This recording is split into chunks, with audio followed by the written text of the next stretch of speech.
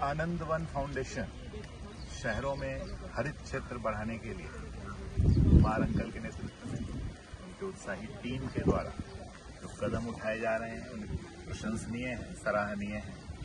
आज हमारे प्रत्येक शहर को, पुणे तो है ही इसमें एक हमारा प्रिय शहर, इसकी आवश्यकता है कि हम जो शहरीकरण कर रहे हैं वह पर्यावरण के नुकसान की कीमत पर हो।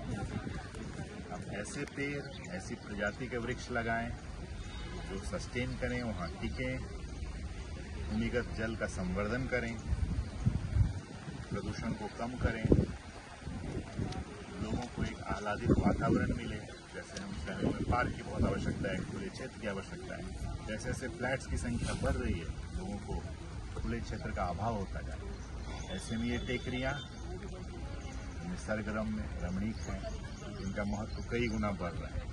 आनंद वन फाउंडेशन ने पूरे पर्यावरण के रक्षण के लिए, मानवता के रक्षण के लिए जो एक यात्रा शुरू की है, सारी प्रतिकूल परिस्थितियों को मात देते हुए, उसमें सभी नागरिकों को मैं आह्वान करता हूँ कि आप आएँ, इसमें मदद का हाथ ले। आपका, हमारा सबका शहर है।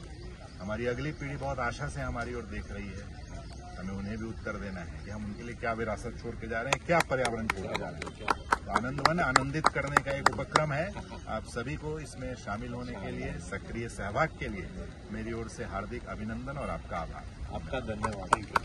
गव्हर्नमेंटच्या मदतीने ते गार्बेज हटवलं आणि त्यानंतर 10 वर्षापूर्वी जी झाडं लावली ती आता मोठी झालेली आहेत आणि एक नागरी वन ही संकल्पना घेऊन त्यांनी पुढे चाललेले आहेत। यासाठी त्यांनी आजूबाजूच्या एरियामध्ये पण वन विभागाच्या काही जमिनी आहेत की ज्या बॅरन लँड आहेत, त्याही त्यांनी ट्रायपार्टेट करून त्या ठिकाणी पण वन वाढवण्याचा संकल्प केलेला आहे।